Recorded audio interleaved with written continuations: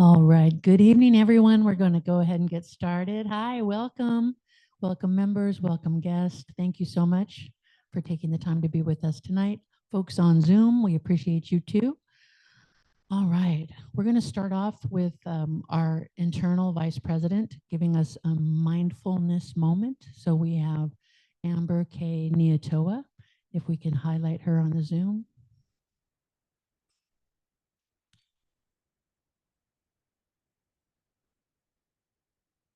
Amber.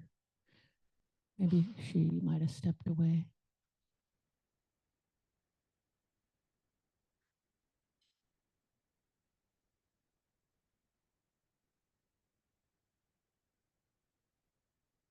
There she is. Okay, there we go. All right. Oh, Good evening, Amber. How are you? good evening, everyone. I am double dutying from my daughter's ballet class tonight, so hopefully I'll be with you in person next month. But I felt it was very important that we tap in and have this moment of mindfulness, as it has been a very chaotic couple of weeks. We've had the remembrance of September 11th, the school shooting in Denver, the chaos around the gentleman who was assassinated. We also had the school shooting in Denver. So there's a lot going on, and ICE continuing to do the things that it's doing in our community. So I wanted to tap in for our group and practice a little mindfulness, and a reminder that mindfulness is a really vital tool that can help us through some of these really turbulent and chaotic times. It's a practice of paying intentional, non-judgment attention to the present moment, observing our thoughts and feelings and surroundings without trying to change them. So as we go through this mindfulness practice, it'll take us about 2 minutes or so.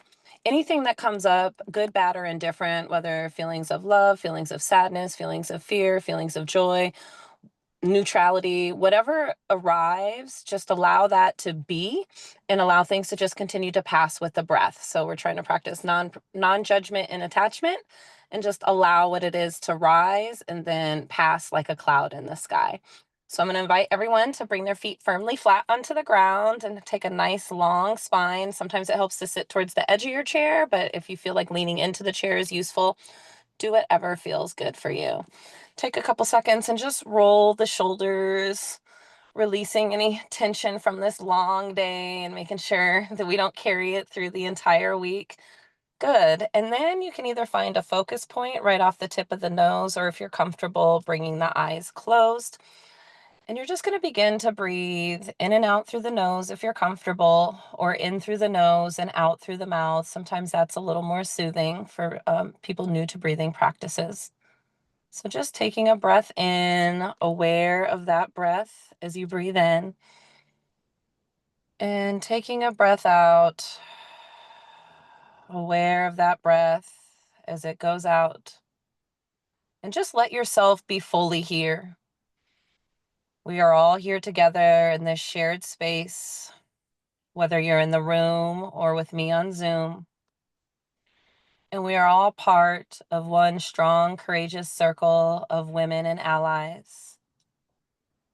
Breathing in, aware of breathing in. Breathing out, aware of breathing out. And now with those feet on the floor, imagine roots that extend down, connecting you steady into the earth.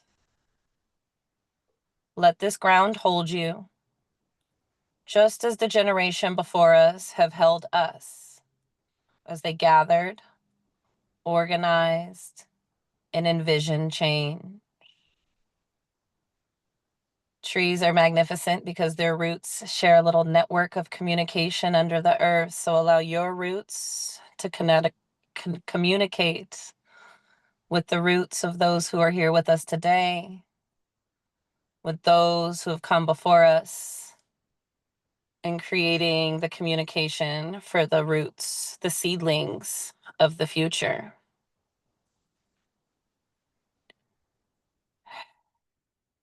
Bringing that awareness to your breath again. Inhale and draw in strength, courage, and clarity up your roots. And as you exhale, release tension, doubt, and anything that weighs on you.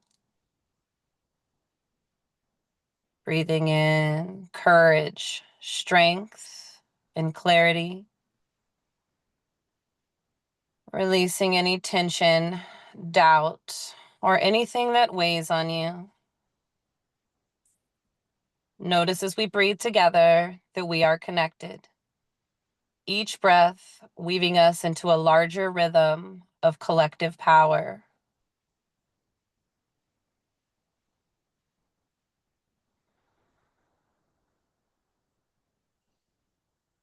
Take one more deep breath in. Let out a sigh through the mouth. Silently offer yourself an intention, a word, image, or phrase. And if you don't have one for yourself, I give us this intention to use together. Rooted in strength, we grow in unity. Take your finger and softly draw a little circle around your heart. Let this be a reminder that our collective energy and love is stronger than anything that we are facing, and we are doing the work by showing up here tonight. Release that hand. One more big breath in. Let it all go. And we are all done. Thank you so much for allowing me to breathe with you in this mindful moment today. Thank you so much, Amber. We appreciate you. All right, I will now entertain a motion to approve the agenda. Susan? It's been moved and seconded. All in favor of approving the agenda, please say aye. Any opposed? Aye.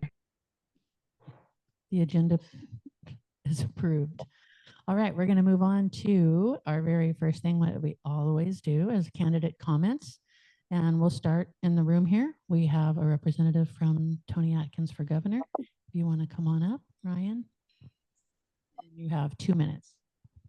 Thank you, Kathy, and thank you, Amber, for that mindfulness exercise. And thanks for the introduction. But again, my name is Ryan Brummelin. I'm the field organizer here in San Diego for Team Tony. You probably already saw, but Tony Atkins, who's represented this area for 3+ decades, is now running for governor. We launched our office headquarters in Mission Hills, San Diego. So we have both in-person and virtual opportunities to get involved with the campaign, those being on Tuesdays and Thursdays from 6 to 7:30 p.m. And again, those are either virtual or in person, depending on your preference. And on Sundays from 10 a.m. to noon, we have regular coffee and calls for Tony. And those are only in person, again, in Mission Hills at our office headquarters.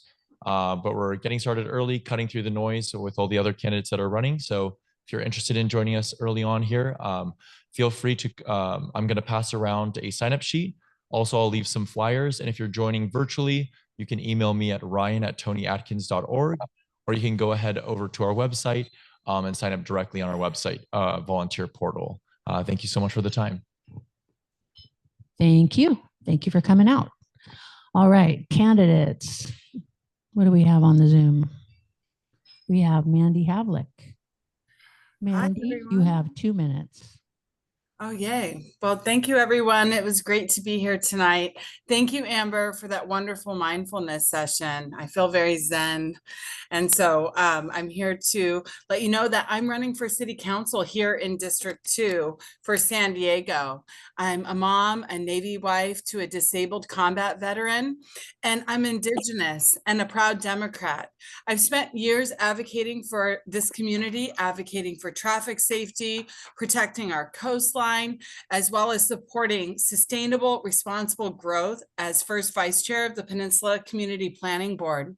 I'm running to bring community-centered leadership to City Hall. My priorities are clear: building truly affordable housing for working families, preserving our natural open spaces and environment, improving pedestrian and bike safety, and providing real solutions to our homelessness crisis, and holding the city accountable to its climate action goals. I believe that good policy should reflect the real needs of our neighborhoods, not be written behind closed doors and pushed by special interests. I want to represent you, and I'm committed to leading with integrity, transparency, and action. Join me in this movement to bring the community back to City Hall. Let's build a stronger, more inclusive, community-powered District 2 together. You can learn more at mandyhavlik.com. Thank you all. Great to be here tonight. Thank you, Mandy, and thank you for running.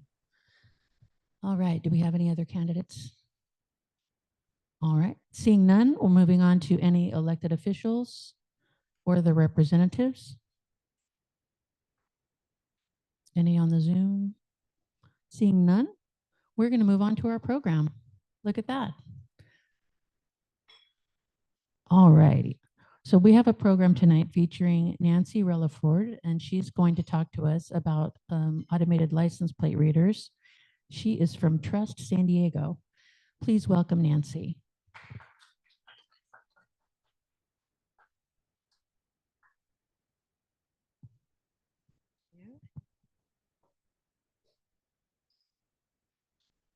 Okay, I haven't done this with a mic for a while, so it might take me a minute to get comfortable and juggle everything. But I'm really happy to be here, and I'm really grateful to Amber for the mindfulness moment to get me relaxed. And let's see. My name is Nancy Relaford.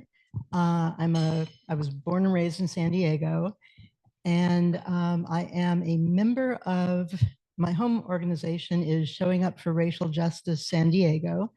Our mission is to educate and organize white people to take part in a multiracial movement for racial justice, economic justice, and so forth. And then that's Surge, S-U-R-J, San Diego, and we are a member of the Trust Coalition, which you will hear more about here. Trust are the folks who are responsible for the ordinance, the trust ordinance that tries to at least keep track and write herd on use of surveillance technology in San Diego. So let's see. I think that's everything here. If you have questions during the talk that for clarification or something didn't make sense, please just let me know, or I'll try to watch the screen as well. If you have questions or thoughts that come up for like discussion, I am going to try to leave time afterwards. In fact, I want to keep my clock. I'll leave time afterwards for plenty of discussion and Q&A as well.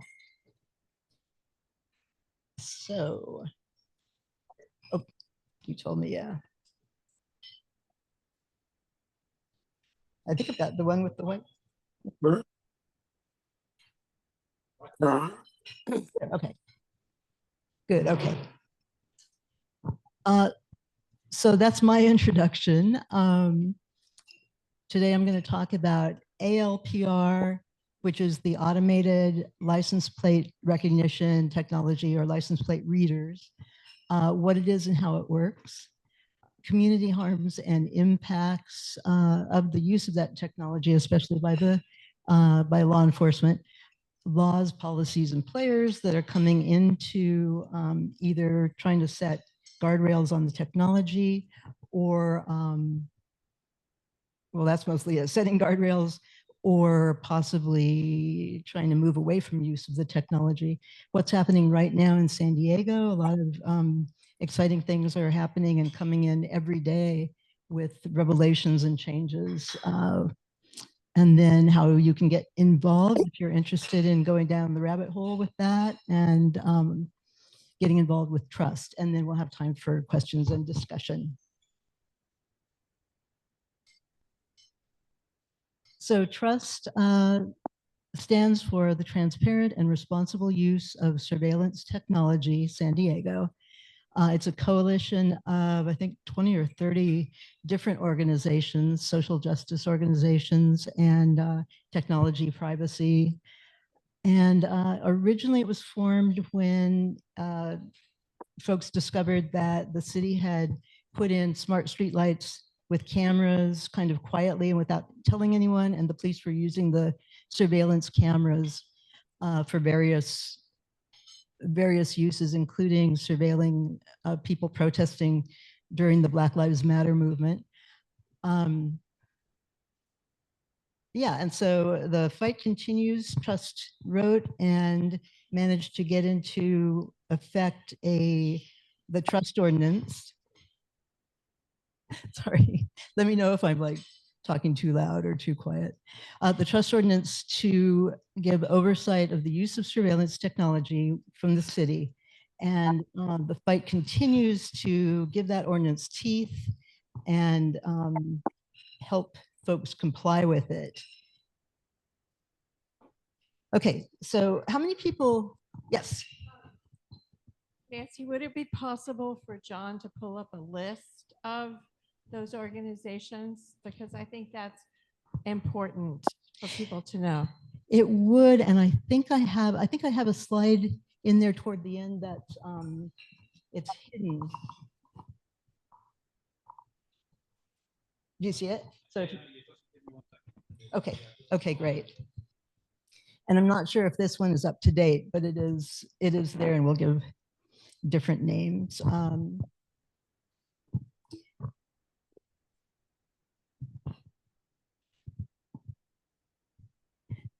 So I'll start with the vocabulary of ALPR. How many people feel like you know what ALPR is and how it actually works, what it does? Okay, folks.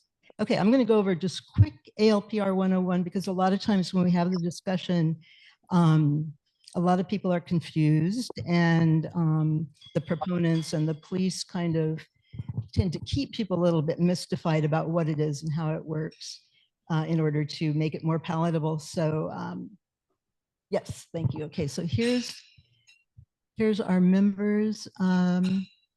Just leave that up for a while. So I'm trying to do from memory because I don't have my slide up, but with ALPR, it stands for Automated License Plate Readers or Recognition. It started, well, I won't go into the starting out. Anyway, it's been in use for quite some time. It was, the big player was Motorola Vigilant, and now it is a startup called Flock that is kind of capturing the market all over the country. And thank you. Okay.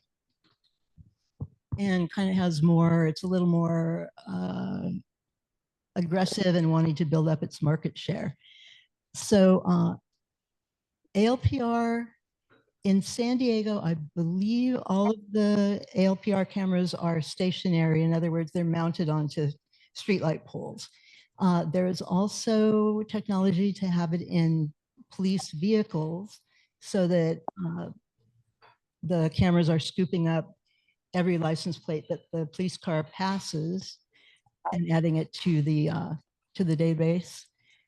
And it can also be used on temporary signboards like you see on the streets and freeways. And there's also a mobile app for phones that I don't know if that's in use yet by San Diego PD. I know in Chula Vista, it had the same thing on Motorola had been used a few times. So that turns every police officer's cell phone into an ALPR camera, which is scary to me. So the hot list is a list of vehicles that are wanted for one reason or another. It may be to do with an Amber Alert. It may be to do with a stolen car or anything else. And when a license plate pops up that's on the hot list, if they're in a car, it alerts them right then. There's a car like in your vicinity that is wanted. Otherwise, it alerts people back at the station, and they can send someone out to look for that car. Detections refers to every license plate that the reader encounters. So every car that goes under it or past it, it captures the license plate, digitizes that information. I'll have it in a minute on the next slide, what else it gathers up. So that's a detection. And there are, thousands and millions of detections. And then hits are when a car was on the hot list or otherwise pinged as wanted. So all of the information, whether it's on the hot list or just detected, goes into storage at the Flock headquarters, which is in Atlanta, Georgia, and is retained for a retention period. For the San Diego PD, it's 30 days. Other agencies have longer or shorter. And it's held there. And while it's there, it is searchable by anyone wanting to look at. Yes. Hi, thank you for your presentation. I just wanted to ask a question. When we're talking about the retention period, are we speaking about every license plate that drives past a scanner that gets picked up, or is it just the ones that ping as being on the hot list? Exactly. It's everyone that drives past. Okay, So if they're retaining that data for 30 days, every time you drive past one of those cameras, you push out another 30 days, correct? That's right, exactly. So it's kind of eternal or whatever. Okay. So yeah, so even though that one encounter will be gone in 30 days, if you kind of do the same routine or similar things every day, it's going to be there 30 days worth of your activities. Is that, yeah. Thank you. Thanks for asking. Okay, so those are retained. In the meantime, they are searchable without a warrant, and agencies that have a subscription with Flock are encouraged to share with each other to make their data searchable by other agencies and vice versa, to kind of broaden the reach. Yes. Quick question. So can you clarify that? So this is not being used for traffic enforcement and passing red lights and et cetera? Correct. Yeah, I think it could be, and there's types of it that are used for parking. You'll see some in parking lots where they can tell you like how many spots are left and that sort of thing. I think it might be usable for traffic enforcement, but in general, ALPR is not used for traffic enforcement or red light cameras. And that was one thing that when they were doing the town halls, San Diego PD made sure to tell people that this is not traffic enforcement, because that was kind of the worry that was on most people's minds is, am I going to get traffic tickets from this? So it's not, it's really just for capturing license plates and other information and keeping it in case it's needed.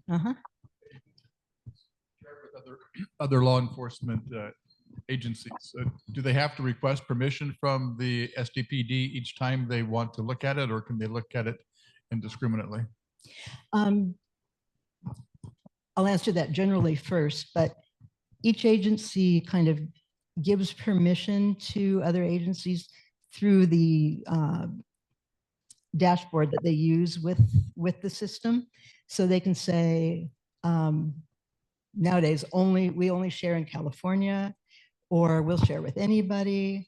And some of that includes federal agencies. So it's, and there's some complications later that I'll get to, but in general, the agency that collected the data gives permission for other agencies to search, to include their data in a search. Anytime they want to. There are audits and so forth, but in general, all they have to put in is a case number to like justify the search. Sometimes a reason, but mostly just a case number. And then, so the audit just says, yeah, they had a case number. So the search was okay. So, and then I'll get into some other things that have kind of complicated the issue. Nancy, does this allow ICE tracking? Sorry? Does this allow ICE to track people? Spoiler alert, it has, yeah.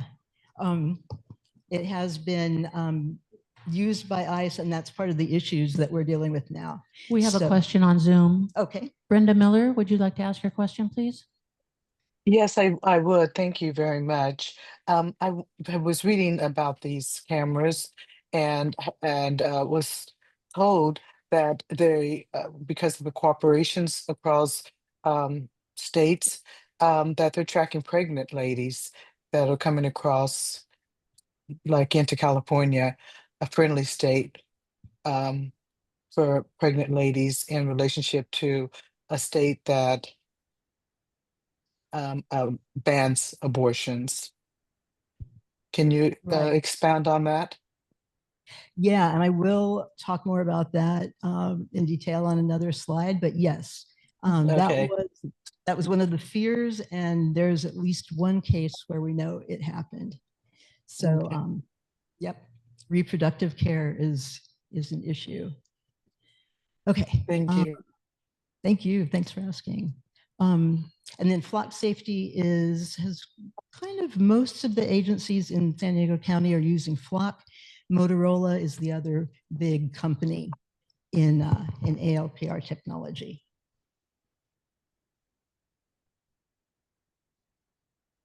Find the sweet spot. Are you doing that, John, or are you making that happen? Okay. All right, so the police, again, when they were rolling this out and sharing information, they, of course, make it sound very palatable and not a scary thing at all, not a big thing. And they say, well, it's really just a picture of your license plate. And so privacy isn't an issue because your license plate is public, everybody can see it. Therefore, it's okay. But here is what's actually captured. This is from the Flock business page. The middle black thing is a camera, and then you can see the data that's collected. It's the license plate, which is the numbers are digitized, so it's machine readable and so forth. Up there, you can't quite see it, but it gets the make, model, and color of the car. It lets you know whether it's on the hot list or not, gives you the plate and additional data, which is getting kind of, as they sort of add more features, is getting more and more extensive.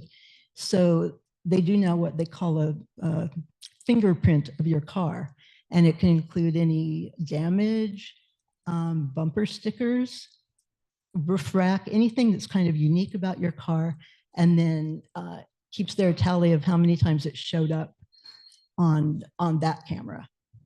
And then you can see there's pictures of the car and the surrounding area. And so it's not only a picture of your license plate, it shows a lot more than that, and it allows a lot more tracking than just your license plate.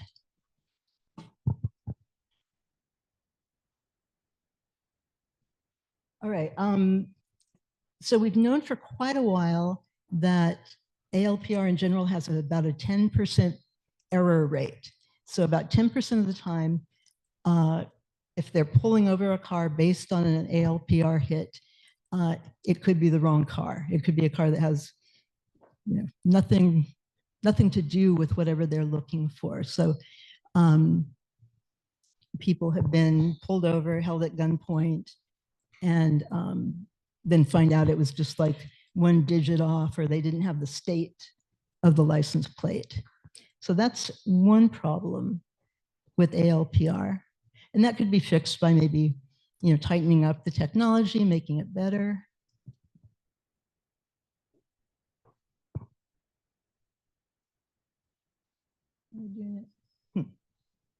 Okay, thanks. Oops, now I did that. Okay, so I think we're competing.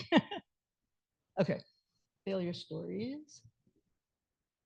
And to the question on ICE, the impact now, we've been, again, people who've been agitated about this for a while have been warning about the slippery slopes and mission creep and how this could affect different communities. But now we're seeing it with the new administration, with what's happening, we're seeing it in action being used.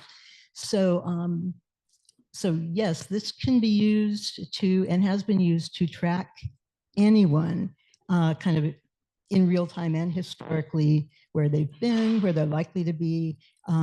It's also, they're adding on predictive capabilities so it can predict where a person might be at a particular time. And there is right now at the local, state, and national level, battles going on about ICE's access and trying to shut off that access. And just quickly, in general, even though like California law says they cannot share this data outside the state and they cannot share with federal agencies, it has been shared. San Diego PD was kind of busted, and they have admitted that they shared with ICE and other federal agencies last year about, I think it's 62 times. They got a letter from the state attorney general telling them they might be out of compliance with state law. And then Flock did like a quiet little pilot program with their biggest customer, which is the federal government, giving them direct access to different agencies' databases. So there's a lot that only gets discovered either by accident or investigative journalists or researchers going on.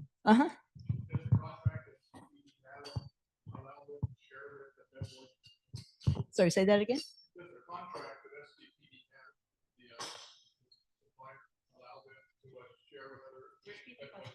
Okay, yeah. Does the contract that SDPD has with Flock allow Flock to share or allow the police to share? Okay, yeah, California law does not, prohibits the police from sharing outside. The contract says, we won't share except if there's a subpoena. And so what that means is they can share if they, want to or need to. Huh? In which ones? No. SDPD shared it with ICE. They have said that it was not immigration cases. It was like, okay, yeah, the question is when San Diego PD shared with ICE and other agencies, border protection, did they have subpoenas? No, they didn't have subpoenas. And as far as I know, they didn't have warrants. And their defense after they were kind of found doing that was that they didn't share immigration information. They shared information that had to do with human trafficking and drugs, which would still be against California law. So yeah.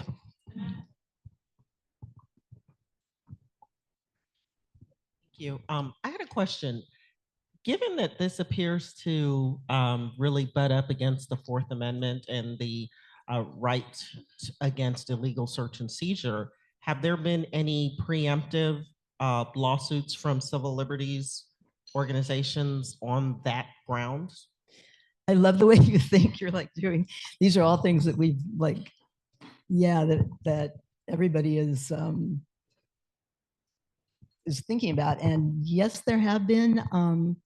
There's like with most new technology or new-ish, the law has not kept up with the technology. And so right now, the police, the companies, and other people, proponents of ALPR, are saying this does not violate the Fourth Amendment because you have no reasonable expectation of privacy in public, and the license plate doesn't contain what they consider personally identifiable information because it doesn't have your name in it.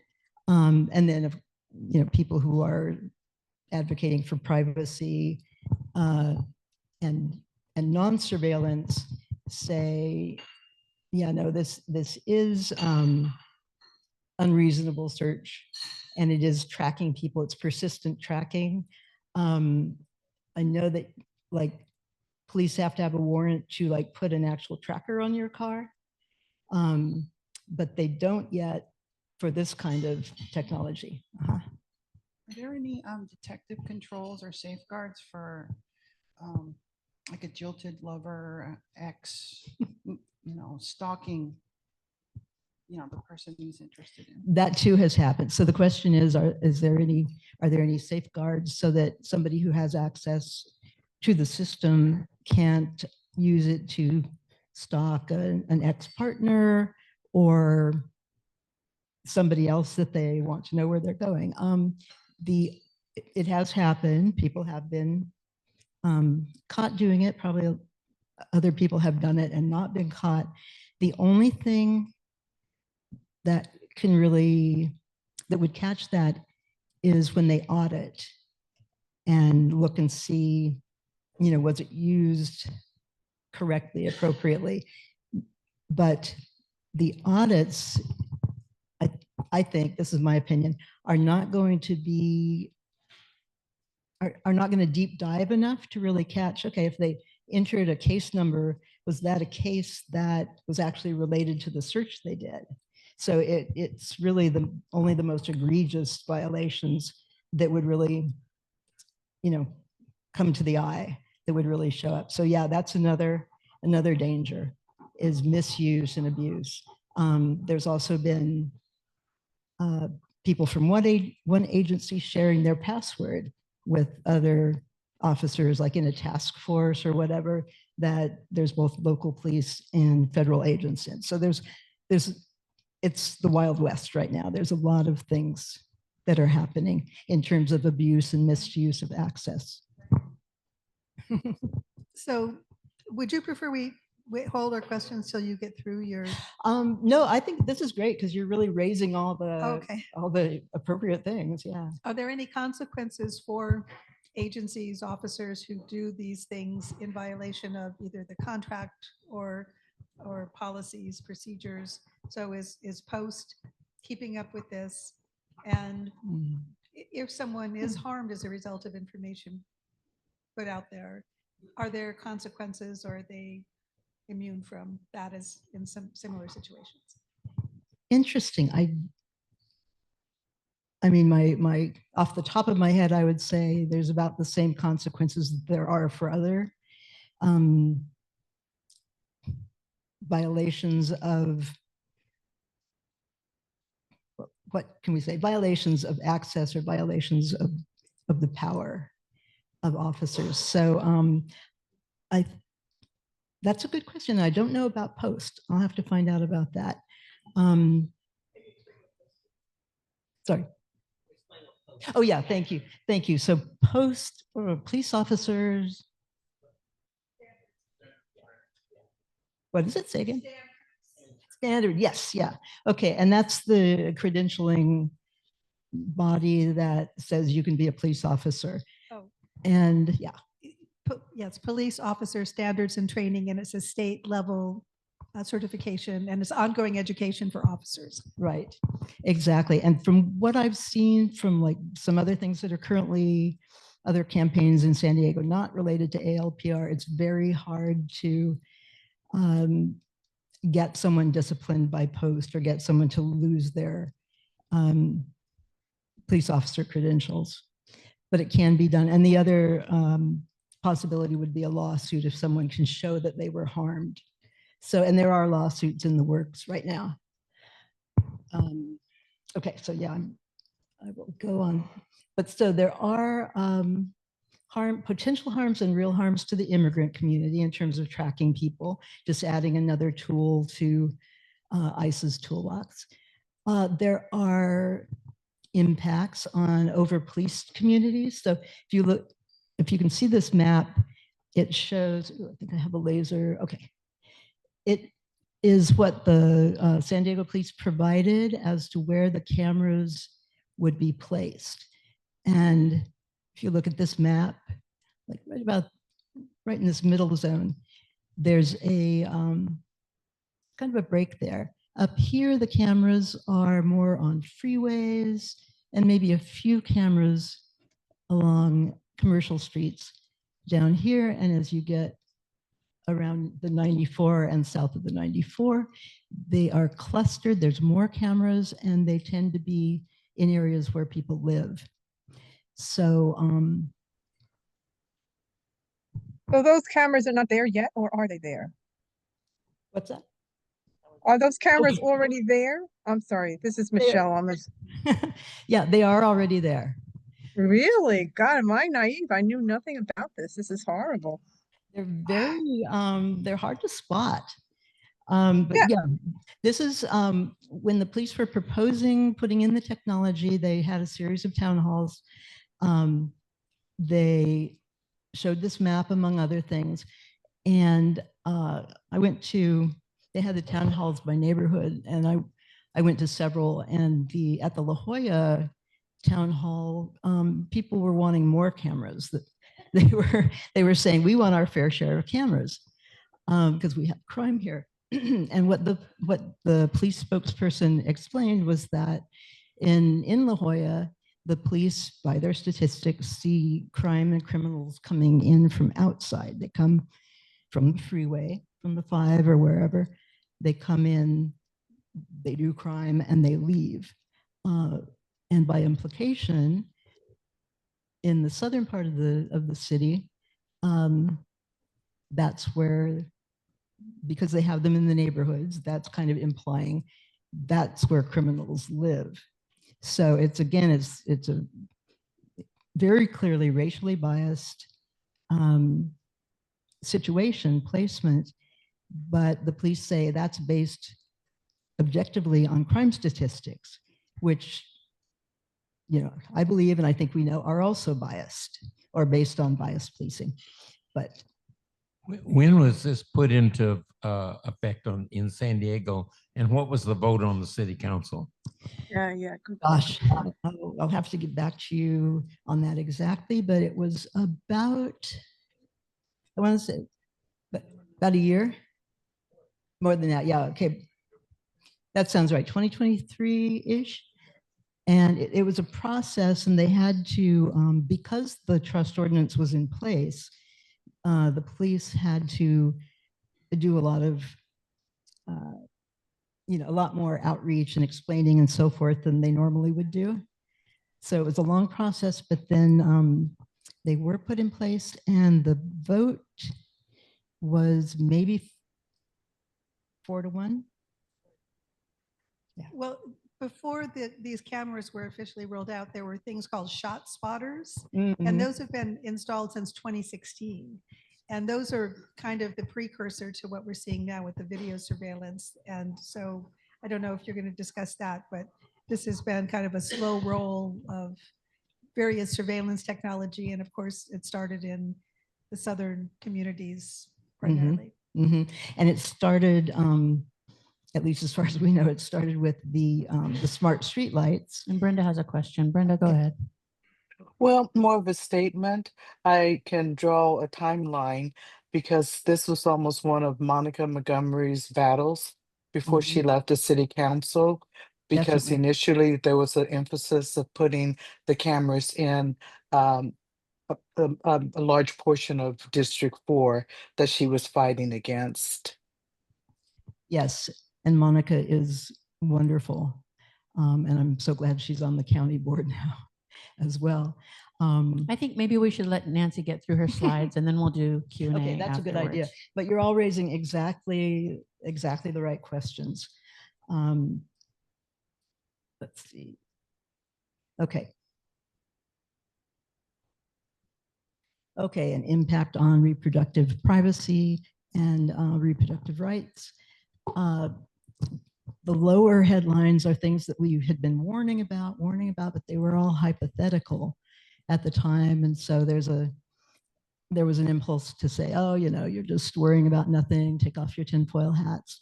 The top one outlined in red is the one case so far that is known and documented. And that was as I understand it, really quickly, it was a family who were looking for a member of their family who they believed had self-administered an abortion, and they were worried about their well-being. They had left and they didn't know where they were.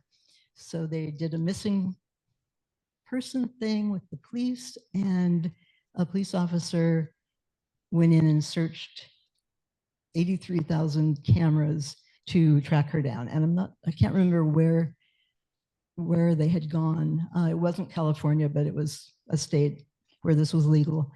And the only reason we know about that one is because the police officer in the reason for the search wrote in abortion, family worried, or something like that. So he used the word abortion. I think most police officers, if they weren't before, they are now, are savvy enough to not put keywords like that into the reason. And right now there's no standards for how to code a search on ALPR.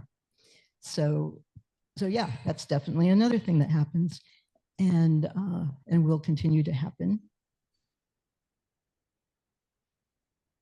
And then First Amendment rights, as well as Fourth. We know that during the Black Lives Matter movement, when there were marches in the streets and so forth, that the police used what then was the technology, the smart street lights with CCTV cameras, to identify and investigate protesters. And in particular, mobile ALPR units, temporary ALPR units, and a phone app could be used, for instance, to drive through a parking lot near a protest or other areas of interest and collect all of the license plates there and then kind of look through them at leisure to see, okay, who keeps going to these things and who rides with them, you know, who's involved, and then track them from there.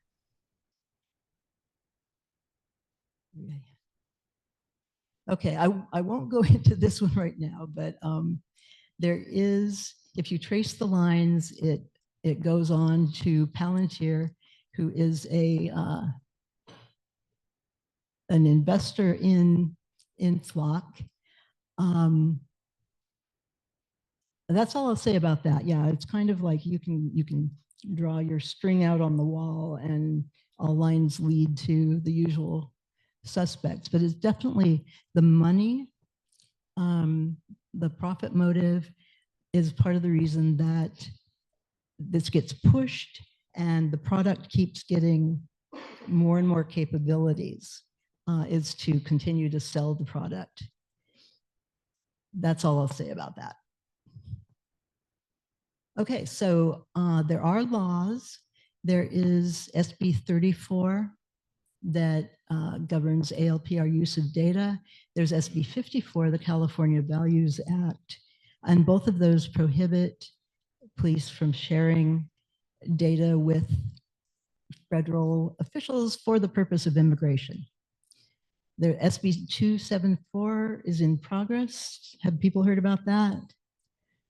I don't know that much, but it has, I think it's almost ready to pass, but you can look that up. And I've forgotten the exact thing that it addresses, but it kind of closes up some of the loopholes in ALPR law. There is the trust ordinance that Trust and others and Monica Montgomery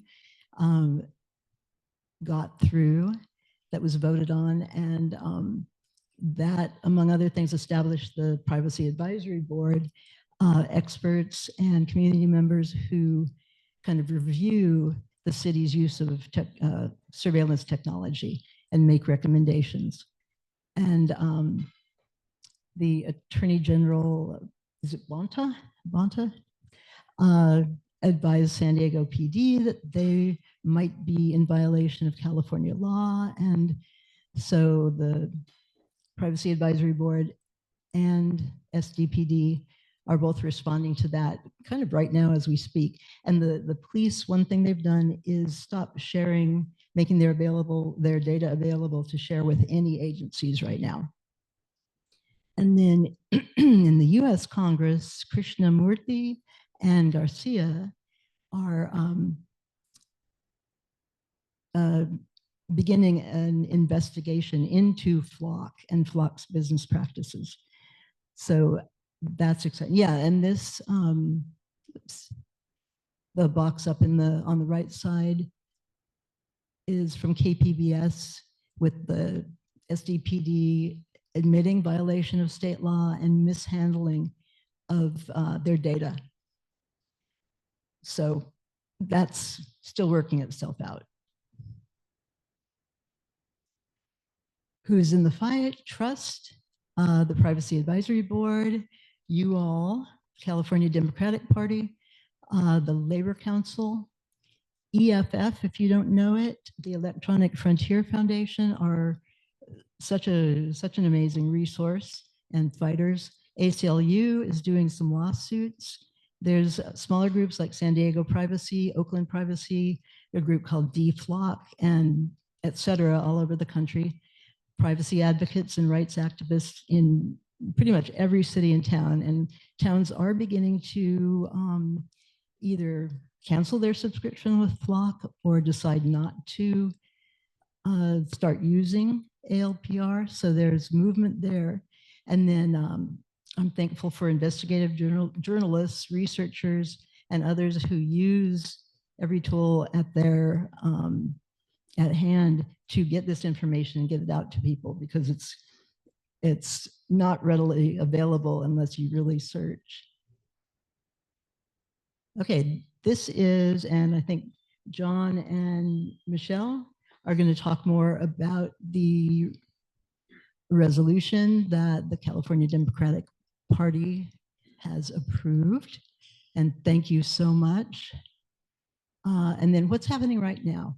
Okay, so there's a letter to the police about being in violation. The police have admitted that. The Privacy Advisory Board has made recommendations that unless, I think there's 4 conditions are met, that the police should pause or stop the use of ALPR. City Council appears to be shifting. My own council member, which is Stephen Whitburn, has made some statements that he is seeing how this is being used now and has some fears about it, so yay. The community is getting on board, and during the budget,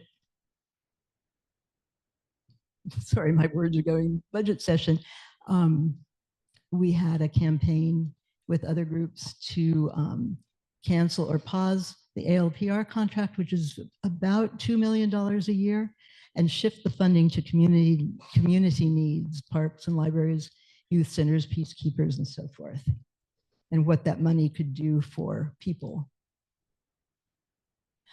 And finally, if you want to hear more and talk more about all this, this Saturday in City Heights, Trust is having a conference on surveillance and safety in Unity. It's going to be really wonderful, like a lot of wonky stuff, a lot of, talking about all the things that you've thought about and raised, a lot of great people and organizations there tabling. There's a panel, there's sessions, and just getting to talk with people who are involved in this at all different levels. So the information is there. You can also find it at Trust's Instagram.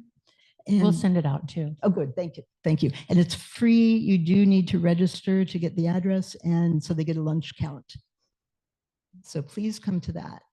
And I believe, oh, and this is during the budget session, Trust asked different community members, like, what would make you feel safe?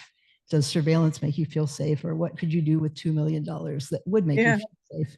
And these are some of the answers. And again, the different groups that are in Trust. And that's my information at the bottom, and Trust contact information. Please follow their Instagram if you do Instagram. And yeah, so if there's any more questions tonight? Sorry. Are there any prohibitions on FLOC sharing data with private companies that, for example, there are now surveillance cameras in many retail center shopping parking lots. And are there any prohibitions on them sharing data with privately gathered surveillance security cameras and the ones that they do as part of these public contracts? Quite the opposite, I think. They encourage private entities and even things like homeowner associations, gated communities and so forth to install ALPR so they can track who's in their neighborhood. I have heard, I haven't verified it myself, but I've heard that Home Depot and Lowe's, I think, have installed Flock ALPR in their parking lots and pointed it toward the areas where people congregate waiting for work. So yeah, it is in private hands and encouraged, and kind of like Ring doorbells, right? And then you can share it directly with the police. Yeah, Susan. A couple of weeks ago, we had an occasion to use the airport parking lot. And so when you pay, they let you out because they have taken a shot of your license plate as you drive into the parking lot, and then they know if you've paid. And so you don't even have to put anything into a slot. They just lift up the arm. Now, that's private? Is that shared?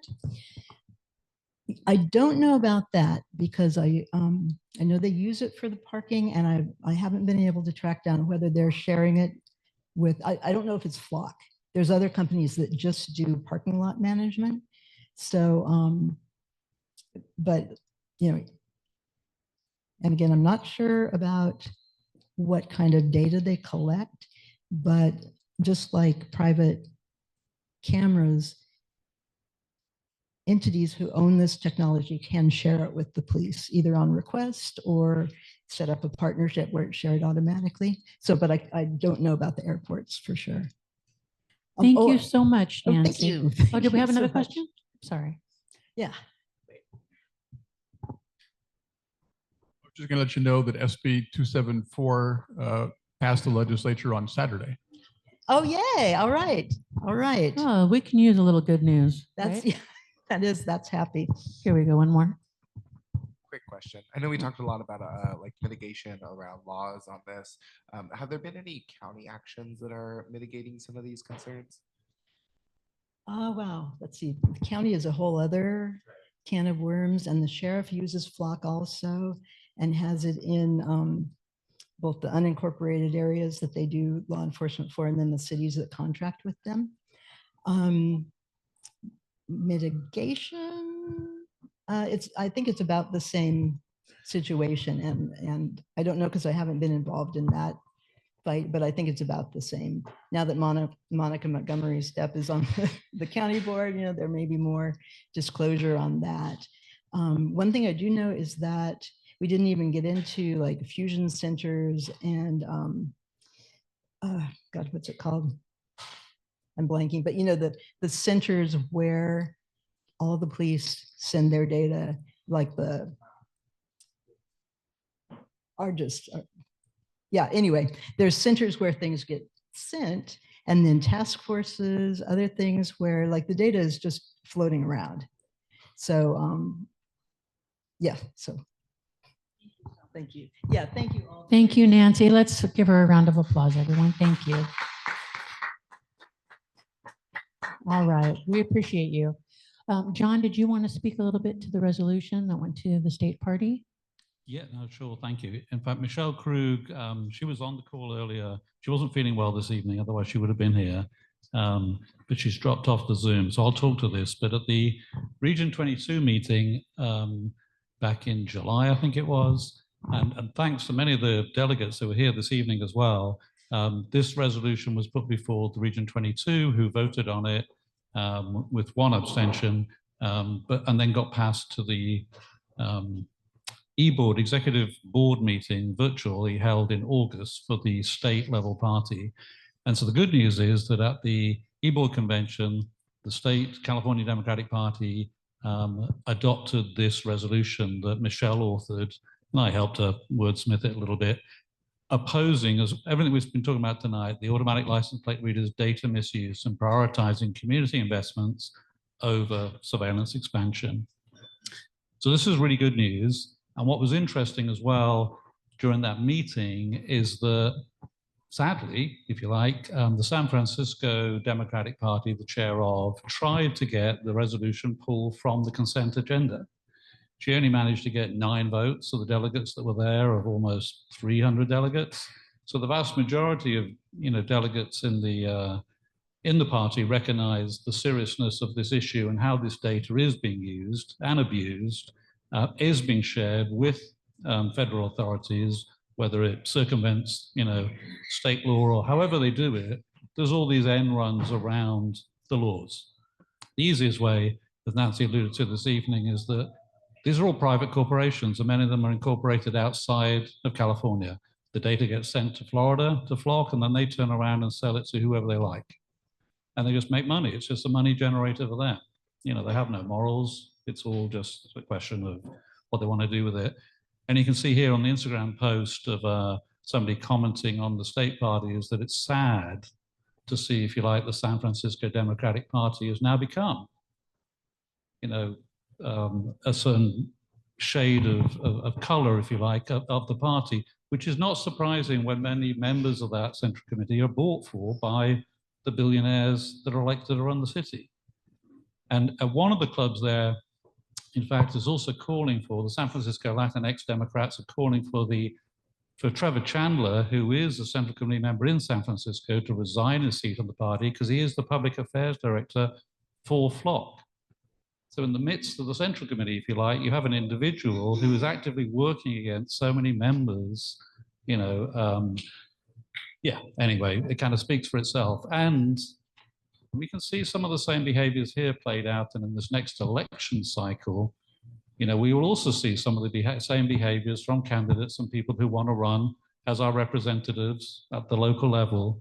So one suggestion I would make for the endorsement chair that Kathy will speak to in a little bit is for our endorsement committee for the Democratic Women's Club to consider maybe we should add to our questionnaire for candidates whether they get behind the resolution that the state party passed and adopted, and support that because of all the implications, for all our fellow, citizens, both documented and undocumented. So yeah, thank you, and thank Nancy again for coming and giving a great presentation this evening.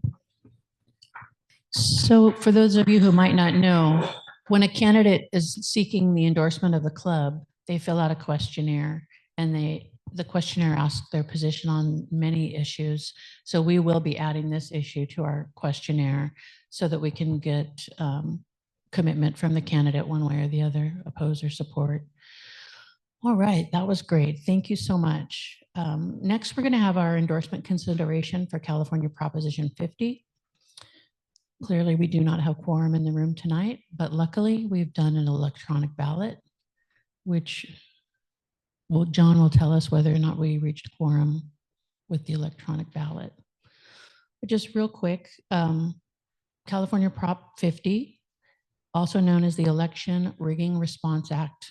It's on the November 4th special election ballot.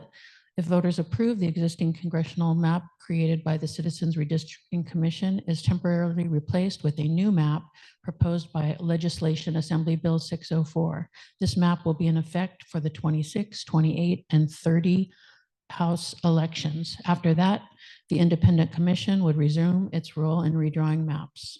Prompted by a partisan gerrymandering move in Texas, where 5 new Republican-leaning seats were added to the mid-decade, Governor Newsom and California lawmakers fast-tracked this proposal as a countermove, essentially fighting fire with fire. So that's a little bit about Prop 50. If we'd like to have any speakers for Prop 50. Why does it have to be for 26, 28, and 30? I don't have the answer to that. Maybe Doug knows the wisdom of that. Yes, I can answer that, and that's what I was going to speak about, is that the proposition is intended to apply temporarily, and it does not supersede the California Constitution, and the Independent Redistricting Commission is in the Constitution. And so after the 2030 census, if this passes, they will still use the independent commission to draw the lines in the future. So it's not doing away with the independent commission, it's just temporarily suspending it to deal with the DECTA situation. And so the reason it starts again in 2032, because that's when the new lines drawn by the independent commission will be in place. Make sense? No, because in 28, you could go back to the commission districts. Well, yeah, I see you're saying, and the reason is you don't want to elect somebody and then change their district in 2 years. And so they wanted to, allow them to, continue in their districts until the next new lines are drawn, and then it goes with the new lines. Would anyone else like to speak in favor or in opposition to Prop 50? All right, Lori.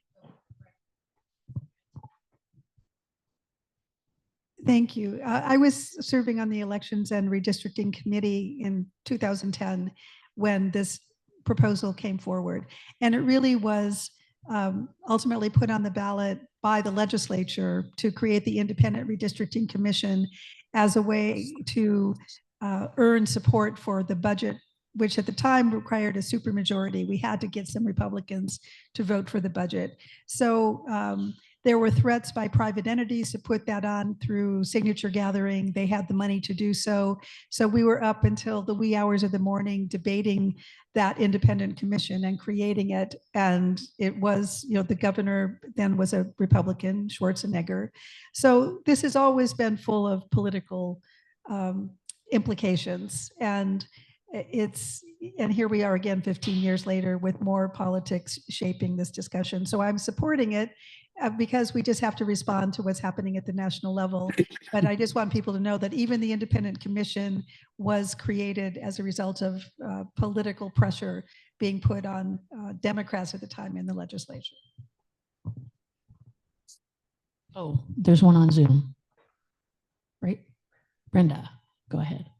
Oh, hi. I just wanted to say that this special election for November the 4th is just to ensure that our elections are fair by having Proposition 50 pass. It just really helps to level the playing field without this unfair advantage if you by the Republicans if they can't win.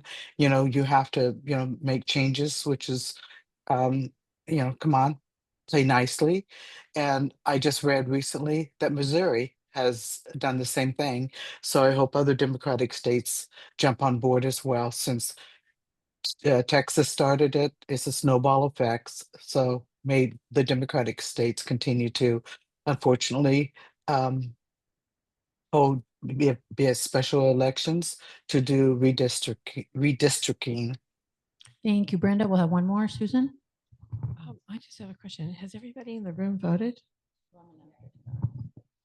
All right. So if you are a voting member, meaning you are a member in good standing and you have attended 2 meetings in the last 12 months as a member, you will have received an email from DWC and you can vote with your email.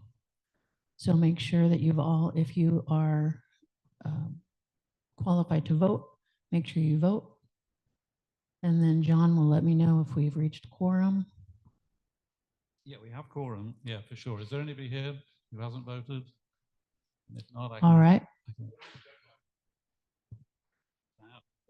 Yeah. You found yours, didn't you, Doug? You found your email? Okay, so everyone in the room has found their email. Okay. No, it's a separate email from DWC. Your ballot is here.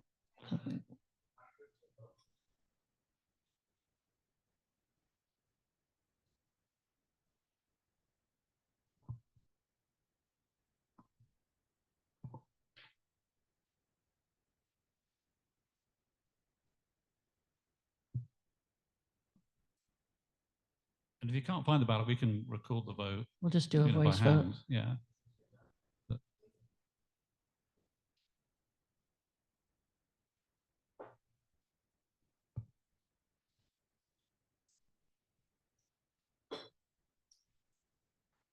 We can just take your vote if you like.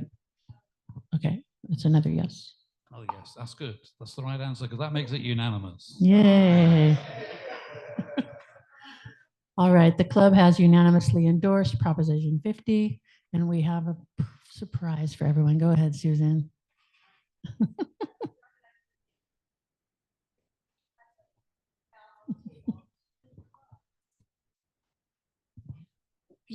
We can't do anything until the club endorses. So I'm going to pass around. If you don't want one, just let me know. But if you want one, we'll be happy to give it to you. I'll do it right now. All right, so thank you to Susan and John for the cool buttons. And those are for everyone to get out. And the QR code goes to our links page on our website. All right, let's get through the rest of the agenda. Business, any unfinished business? Any new business? All right, on to officer reports. I'm going to go first.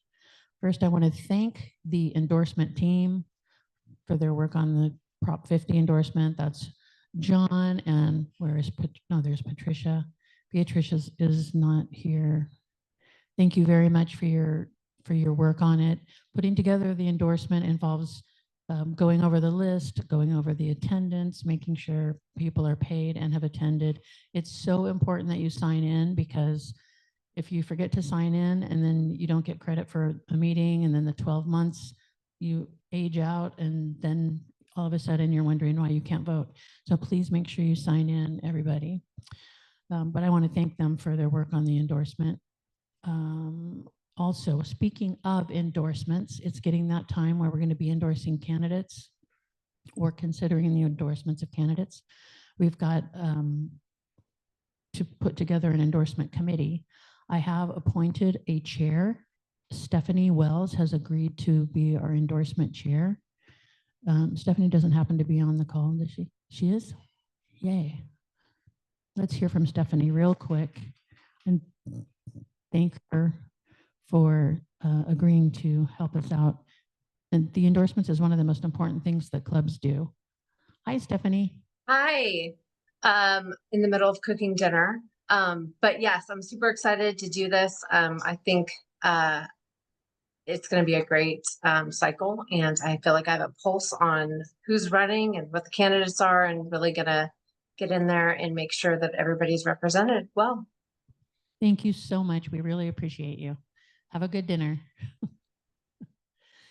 So if anybody is interested in serving on the endorsement committee with Stephanie, please let me know. You can come say hi to me. You can respond to the club email that comes directly back to me. And I'm happy to, anybody who wants to get involved, we'd love to have you on the committee. Speaking of getting involved, February is not that far away, but we will be electing officers in February. And we have 3 positions that could possibly be open. That's in external vice president, treasurer, and communications chair.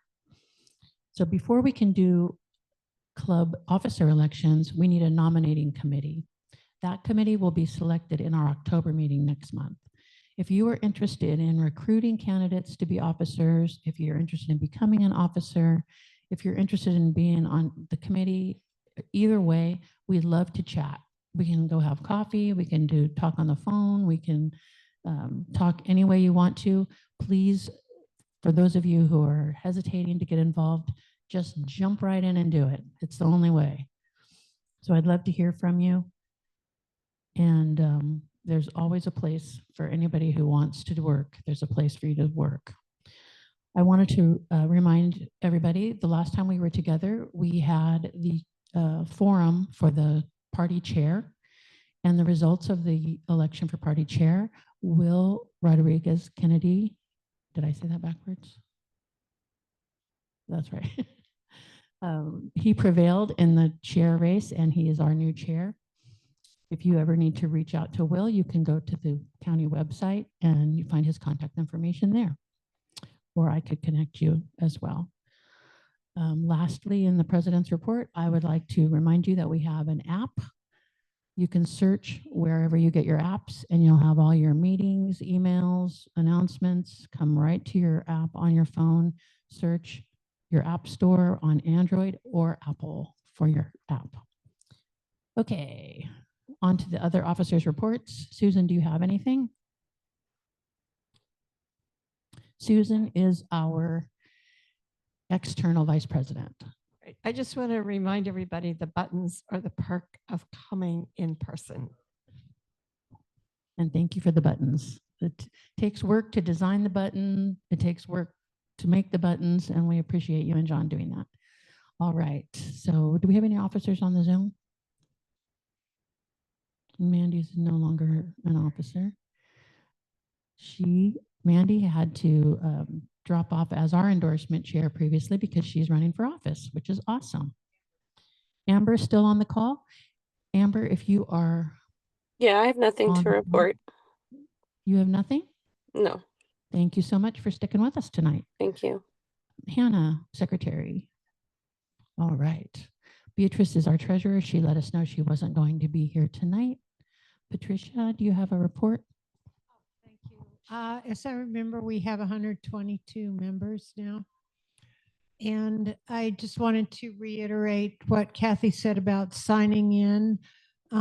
If you lag on your dues, then you're a non-member during that time. And then you pay your dues late. It's 12 months from that payment that you qualify again to vote, to be a voting member. So thank you. And just a little secret, we start the new year in October. So if you haven't paid your dues yet and you pay your dues in October, you're good all the way through 2026. So, but we don't want you to pay your dues if you've already paid for 25, wait till January. But you could encourage anybody to join starting in October and they'll be paid all the way through 2026. Okay, and Angela and Elise, neither one of them on the Zoom. All right, that is all for officers' reports, and we are to announcements. Do we have any announcements tonight? All right. I was just going to announce that for those of you that don't already know, the San Diego Dems Convention is happening, and it's changed from October to November 22nd from 8 to 4 p.m. in Escondido. And you guys can find more information on our social media and on our website.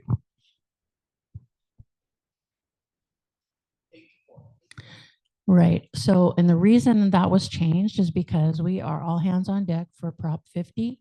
If you want to work on this weekend, I'm sure they'll have canvases and phone banks and all of that good stuff. I will put a link to that in our email. And but that's why they moved the convention. My name is Elaine, and I don't know if you guys are familiar with Red, Wine, and Blue, the national organization. It's a progressive organization. It's a progressive women's organization, and there's an affiliate network called the Trouble Network, which is based on John Lewis's, statement of make good trouble. So the point of all this is I've taken over leadership of San Diego Trouble, and I'm planning to revive it, give it a little bit new life, bring some new members in, do some activities, protests. So if you're interested, just Google San Diego Trouble or go to the Red, Wine, and Blue website and search for their affiliates Trouble Network. Thank you, Elaine, and congratulations on taking on some leadership in San Diego. That's awesome. I just wanted to point out, anyone's interested in canvassing for Prop 50, Mary Petrowski is working very actively on organizing those things. And if you need her contact information, I have it. Mary is our Go Team rep here. And I'm sure you'd all recognize her if you saw her here tonight because she is a frequent member who shows up for us. All right, any more announcements? I thought I saw that hand going up. Well, I'm sorry Danny has left the room because Danny has accepted a position with Supervisor Paloma Aguirre's office. And he's going to be her one of her community outreach representatives. So I was hoping he would be in the room, and he's too shy to make that announcement himself, apparently. But anyway, he may be coming to these meetings to continue the outreach to the clubs. That's awesome. We love to see it. All right. Anything else? Seeing no further announcements, we have reached the end of our agenda, and I call the meeting adjourned. Thank you all so much for showing up. I know it's a rough time and people are feeling disheartened, and I know also that there's a lot of sickness going around. So I appreciate y'all showing up, and I hope we can get a good turnout for the next 2 months. One thing I didn't mention is that the shopping center is going under renovation, and we could possibly lose the location while they're remodeling. So I've been told that we have it for October and we have it for November. So please, let's show up, bring a friend, get a good turnout for our 2 next meetings of the year. Brenda, go ahead. Kathy, I just wanted to know what was scheduled from October to November. Danny made that announcement. The San Diego County Democratic Party Convention in Escondido. Oh, It's and it's rescheduled to November 22nd. 22nd. Thank you. You're welcome. Have a good night. Thank Good you, everyone. night.